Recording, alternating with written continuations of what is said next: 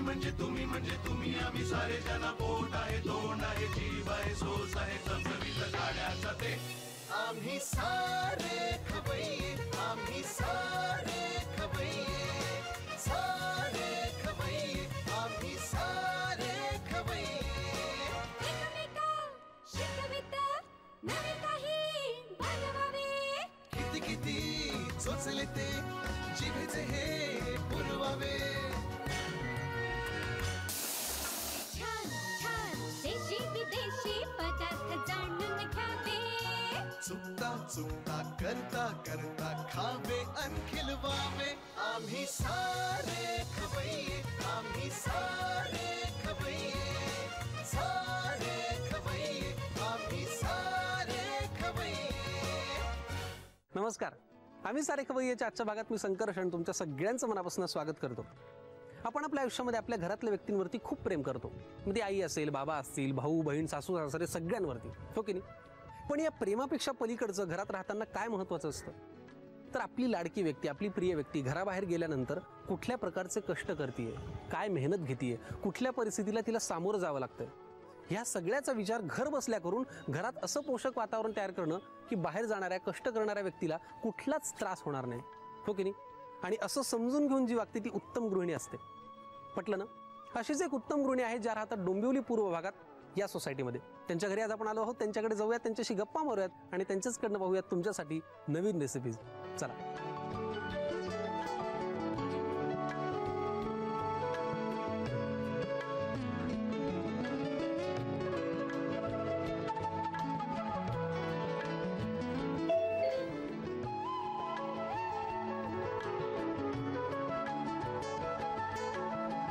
नमस्कार. नमस्कार नमस्कार. कशा आहात तुम्ही? या मी बरी आहे. छान आहात ना? हो. या या हो या या हो. नमस्कार. कसे आहात तुम्ही सगळे? मजेत आहात ना? चला आधी आपण सगळे मिळून गप्पा मारूयात आणि मग रेसिपीकडे वळूयात. चला. आजच्या आपल्या भागात आपण आहोत डोंबिवली पूर्व भागातल्या मीनाताई लेले यांच्या घरी आणि त्यांचे सगळे कुटुंबीय आपल्या सोबत आहेत. गप्पा मारूयात आणि मग रेसिपीजकडे वळूयात. नमस्कार. नमस्कार. मग अशी जरा आपली भेट झाली छोटीशी, पण आता आपण गप्पा मारूयात छानपैकी, हो की नाही? सगळ्यात आधी मला तुमचं संपूर्ण नाव काय सांगा? माझं नाव मीना मिलिंद लेले. बर. सर? मिलिंद शिवराम लेले. बरं, तुम्ही काय करायचात? मी बँक ऑफ इंडियात सिनियर मॅनेजर होतो. मागच्या वर्षी VRS घेतली. बरं. आणि इथे कोण कोण असतं घरी? इथे मी, मुलगा, सून, हा तुमचा मुलगा? बरं. तुमचं काय नाव? मनीष लेले. बरं. आणि सून म्हणाला तुम्ही? सूनबाई तुम्ही का? बरं. तुमचं काय नाव? लीना लेले. बरं. किती दिवस झाले तुमच्या लग्नाला? 5 महिने होतील आता. 5 महिने होतील आता. काय म्हणतात नवीन सूनबाई? हा मस्त एकदम. म्हणजे छान. लव्ह मॅरेज आहे तुमच्या मुलाचं? नाही नाही, अरेंज मॅरेज. नाही नाही नाही. आईने आधीच सांगून ठेवलं होतं का लव्ह मॅरेज नको म्हणून? माईक द्या ना त्यांना.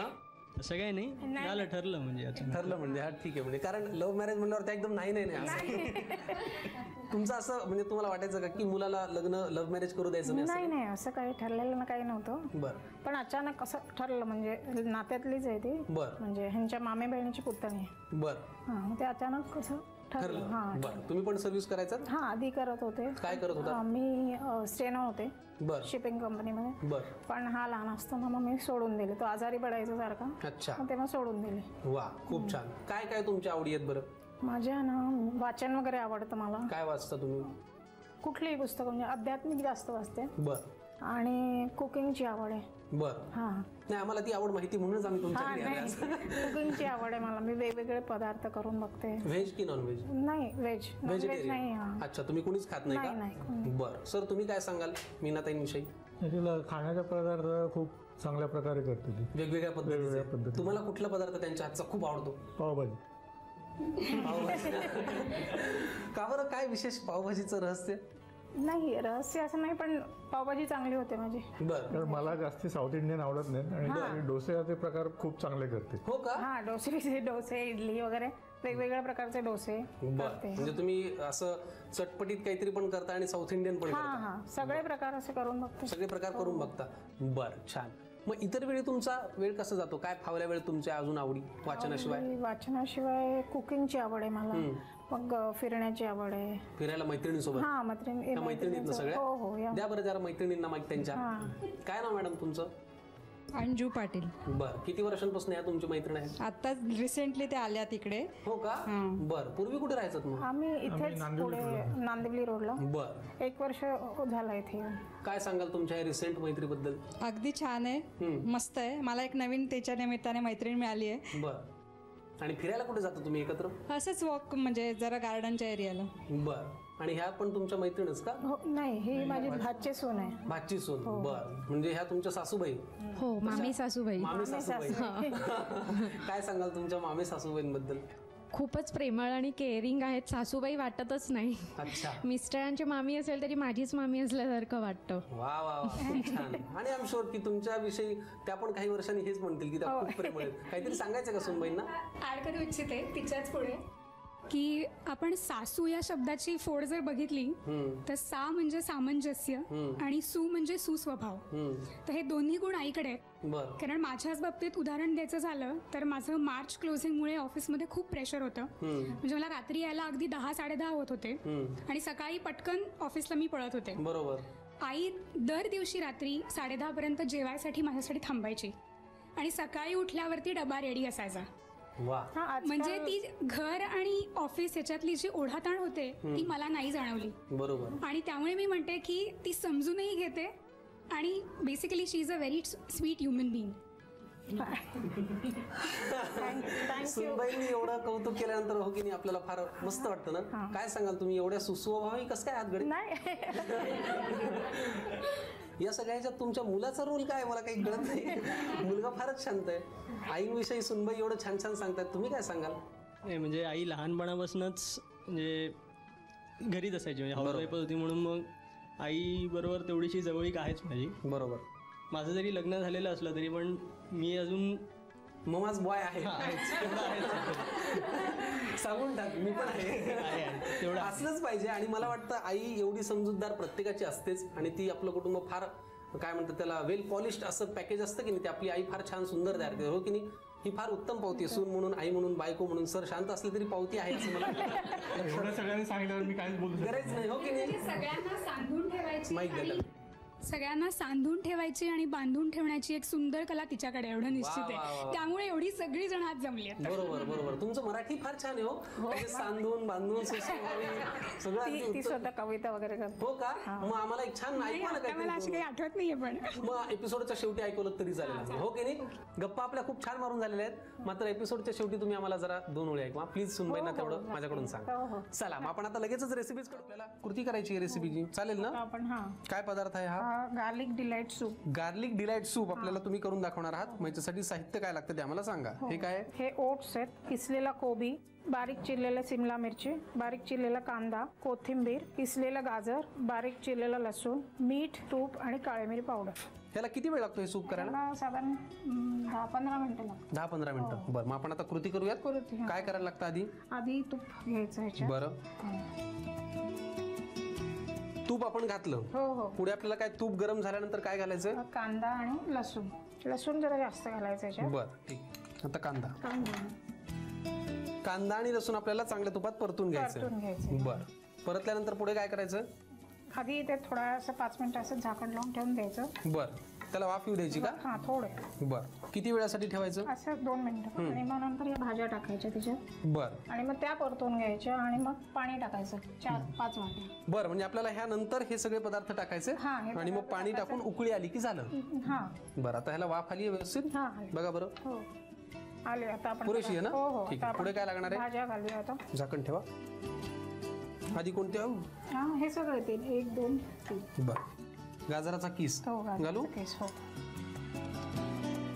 आता आता कोबी किसून घेतली कोबी. हो, किसून घेतली. बरं. आणि सिमला मिरची बारीक चिरून घेतली.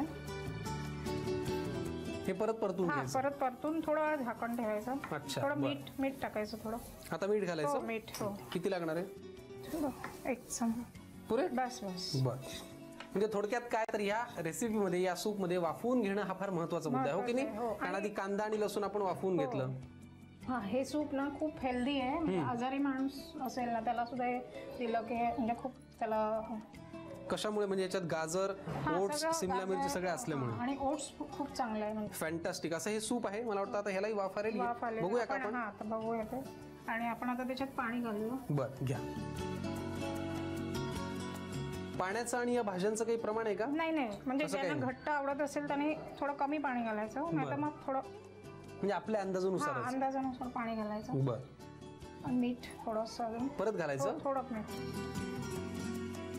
पुरे. हो हो. आणि थोडी वाफ आहे. मग नंतर ओट्स घालूया. बर. नंतर ओट्स घालायचे का? हो, कारण ओट्स लवकर शिजतात त्याच्यामुळे त्याला फार वाफ येऊ द्यायची गरज नाही. मला वाटतं आता याला व्यवस्थित उकळी आलेली आहे. आता आपण त्याच्यात ओट्स घालूया. बर. काढू हे. हो. आता काय घालायचं? आता आपण त्याच्यात कोथिंबीर घ्या आणि मिरेपूड. बर.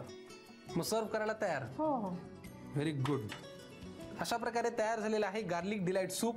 हे सर्व करायला तयार आहे. पटकन तुम्ही लिहून घ्या या सूपसाठी लागणारं साहित्य आणि कृती. गार्लिक डिलाइट सूप बनवण्यासाठी लागणारं साहित्य: काळी मिरी पूड, ओट्स, चिरलेला कोबी, बारीक चिरलेली सिमला मिरची, बारीक चिरलेला कांदा, कोथिंबीर, गाजराचा किस, बारीक चिरलेला लसूण, मीठ आणि साजूक तूप. कृती: प्रथम कढईमध्ये तूप गरम करून त्यामध्ये बारीक चिरलेला लसूण आणि बारीक चिरलेला कांदा घालून मिश्रण 5 मिनिटांसाठी वाफवून घ्यावं. या मिश्रणामध्ये गाजराचा किस, बारीक चिरलेला कोबी, बारीक चिरलेली सिमला मिरची आणि मीठ घालून भाज्या झाकण ठेवून वाफवून घ्याव्यात. या मिश्रणामध्ये पाणी आणि मीठ घालून पुन्हा एक वाफ काढावी. पाणी उकळल्यानंतर त्यामध्ये ओट्स, कोथिंबीर आणि मिरपूड घालून उकळवून सूप सर्व्ह करावं.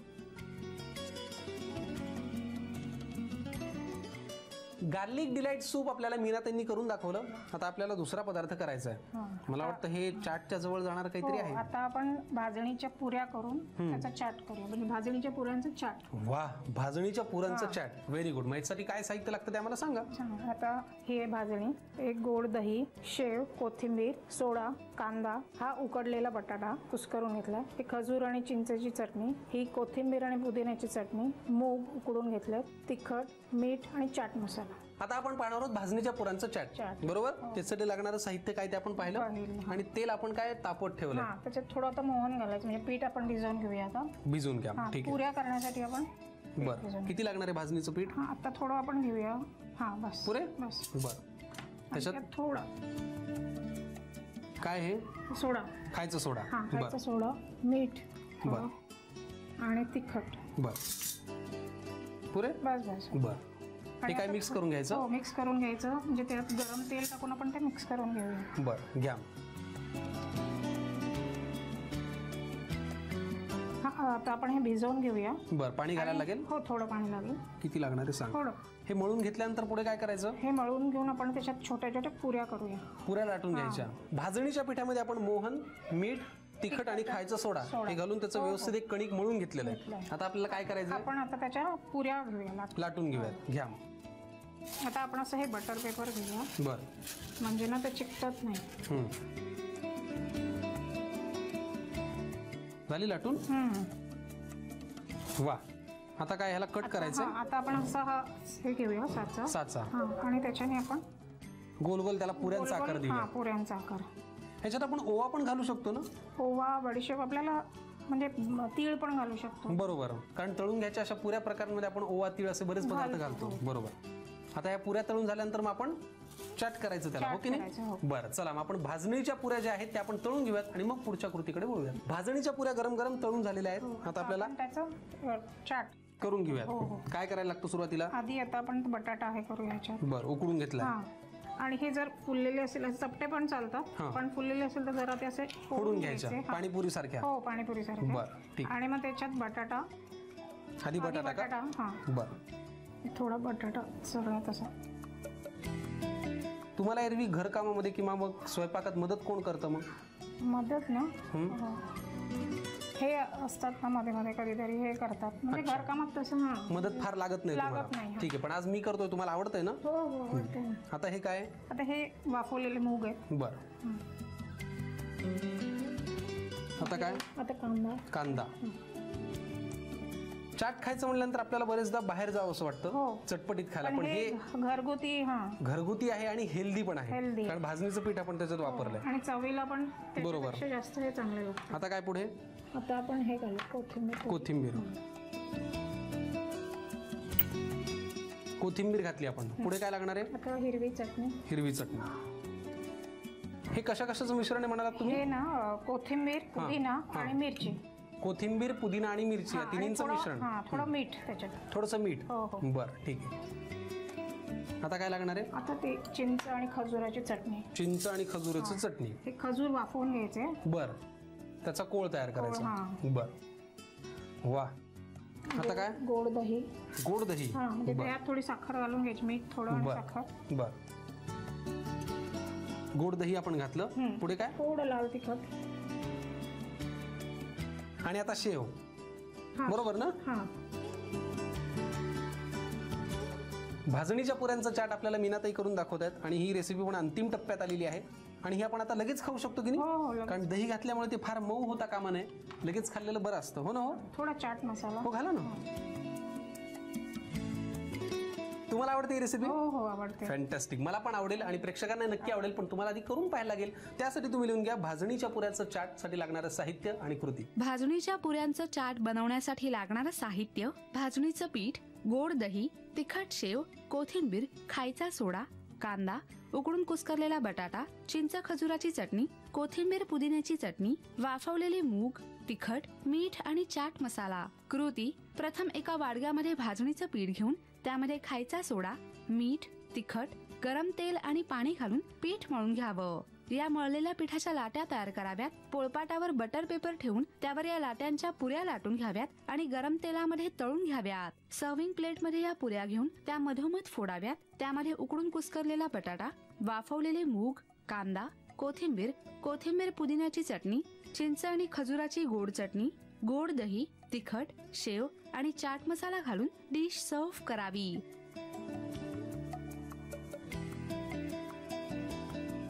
मीनाताई, तुम्ही आम्हाला 2 पदार्थ करून दाखवले.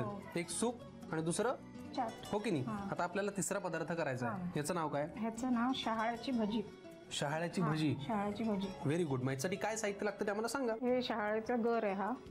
हा मैदा आहे, कॉर्नफ्लॉवर, लाल तिखट आणि हे आलं, लसूण आणि मिरचीची पेस्ट आणि हे मीठ. शहाळ्याची भजी हा आपला तिसरा पदार्थ आहे जो तुम्ही करून दाखवताय. काय करायला लागते कृती? आता ना आपण शहाळ्याचं हे गर याच्यात घेऊया. जी आपण ती शहाळ्याची आतली मलाई असते ना, त्याचे काप केलेत का? आणि मग त्याच्यात थोडं काय घालायचं? मीठ. बरं ठीक आहे. पेस्ट. कशाची पेस्ट आहे? आलं, लसूण आणि मिरची. बरं, याची पेस्ट. हे मॅरिनेट करायचं का आपल्याला? हो, याच्यात थोडं मॅरिनेट करून ठेवायचं. किती वेळासाठी? नाही जास्त वेळ नाही, नुसतं असं थोडा वेळ ठेवायचं. बरं ठीक आहे. आणि मग नंतर याच्यात पीठ घेऊन त्याला लावून आतमध्ये तेलात सोडायचं. अरे वा, म्हणजे कृती अगदीच साधी आणि सोपी आहे. लगेच होतात. लगेच होतात. बरं ठीक आहे. आता हे कोणकोणतं पीठ घ्यायचं? हे दोन्ही पीठ याच्यात घेऊया. बरं, हे कशाचं आहे? हा, हे मैदा आहे. हा बरं. आणि ते कॉर्नफ्लॉवर. किती लागणार आहे सांगा? ते घ्या सगळं. सगळं लागेल? हो हो सगळं लागेल. बघा पुरे. हो. आणि हे ते पण घ्यायचं. मैदा आणि कॉर्नफ्लॉवर. हा. आणि त्यात थोडं तिखट घाला. बरं, ह्या मिश्रणात. हो. आणि मग ते मिक्स करून घेऊया. बघा किती लागणार आहे? हा पुरे. हो हो. आणि आता ते आपण मिक्स करून घेऊया. बरं. थोडंसं मीठ घालूया. हो, पिठात थोडं मीठ घालूया. बघा. आणि ते हलवून घेऊया जरा. बरं, बघा बरं. हो हो बरोबर ना? हो हो. बरं. आणि मग आता त्याच्यात आपण हे असं घोळून घ्यायचं असं. बरं. आणि मग ते एक्स्ट्रा जे पीठ आहे त्याचं इथे काढून टाकायचं. बरं, म्हणजे त्याला डीप फ्राय होण्यासाठी जेवढं पीठ आवश्यक आहे तेवढंच त्याला लावायचं. आणि मग ते गरम तेलात सोडायचे. आणि मला वाटतं त्याला तळून व्हायला फार वेळ लागत नाही. कारण शहाळ्याची म्हणजे अगदी ते मऊ असेल. हो की नाही? आणि ते लगेच होतात. वा, पटकन तयार होत आहेत शहाळ्याची भजी. अगदी मोजून 5 मिनिटही नाही लागली आम्हाला हे करायला. हो की नाही? हो. चला मग तुम्ही पटकन लिहून घ्या शहाळ्यांच्या भजींसाठी लागणारं साहित्य आणि कृती. शहाळ्याची भजी बनवण्यासाठी लागणारं साहित्य: शहाळ्याचा गर, मैदा, कॉर्नफ्लॉवर, तिखट, आलं लसूण मिरचीची पेस्ट आणि मीठ. कृती: प्रथम एका वाडग्यामध्ये शहाळ्याचा गर घेऊन त्याला मीठ आणि आलं लसूण पेस्ट लावून ठेवावी. एका प्लेटमध्ये मैदा घेऊन त्यामध्ये कॉर्नफ्लॉवर, तिखट आणि मीठ घालून हे मिश्रण एकत्र करून घ्यावं. मॅरिनेट केलेले शहाळ्याचे तुकडे या पिठामध्ये घोळवून गरम तेलामध्ये तळून घ्यावेत.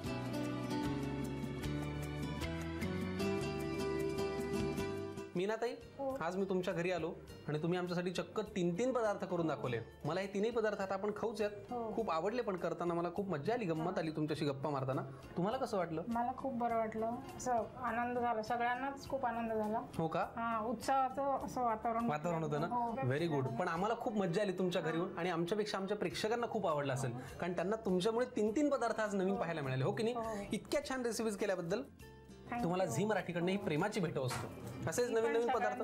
तुमच्या सगळ्या टीमचे आभार मानते. वा वा, थँक्यू सो मच. आम्ही पण तुमचे खूप आभारी आहोत. चला, आम्हाला दोघांना आजचा भाग खूप आवडला. तुम्हाला कसा वाटला हे तुम्ही कळवल्याशिवाय आम्हाला कसं कळेल? हे सगळं कळवा. तुमच्या काही टिप्स असतील तर त्याही आमच्यापर्यंत पोहोचवा. त्यासाठी आमचा पत्ता आहे आम्ही सारे खवय्ये, Zee Marathi, post bag number 1, Andheri पूर्व, मुंबई 99, भारत TVC, झी मराठी @znetwork.com. मीनाताईंनी आपल्यासाठी इथे 3 गरम पदार्थ करून ठेवलेले. सूप आहे आणि ही भजी पण गरम आहेत. हो की नाही?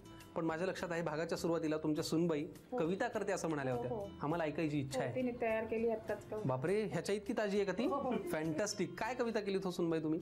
आम्हा दोघांच्या संसारावर होतीये आईच्या मायेची पखरण, आमच्या कुटुंबाला लाभलंय पप्पांच्या प्रेमाचं कोंदण. वा. आज आम्ही सगळेच खुश आहोत, आल्यात आनंदाच्या लहरी, आम्ही सारे खवय्येची संपूर्ण टीम आली आमच्या घरी. वा वा वा, खूप छान. क्या बात आहे. तुम्ही जशा खवय्येगिरीमध्ये सुगरण आहात, तुमची सून छान लिखाणात सुगरण आहे. हो की नाही? वा वा. तुमच्या सगळ्या कुटुंबाचं खूप कौतुक आहे. मला माझी फार इच्छा आहे की मी तुमच्या सगळ्यांबरोबर एक फोटो काढावा. चालेल का तुम्हाला? Very good. मग जरा कॅमेऱ्यात बघा आणि स्माइल करा. 1 2 3 smile please. Thank you so much. तुमच्याबरोबर मला फोटो काढायला मिळाला, मला खूप बरं वाटलं. आता आपण सगळे मिळून हे खाऊयात. खायचं ना? Very good. तुम्ही काय निरोप. भेटूया परत पुढच्या भागात. तोपर्यंत असे छान पदार्थ घरी ट्राय करा. मस्त खाओ, स्वस्त राहा, पाहत राहा. आम्ही सारे खवय्ये. Bye bye. नव्या चवी धवी विचल्या ह्या तुम्हासाठी. हवे हवे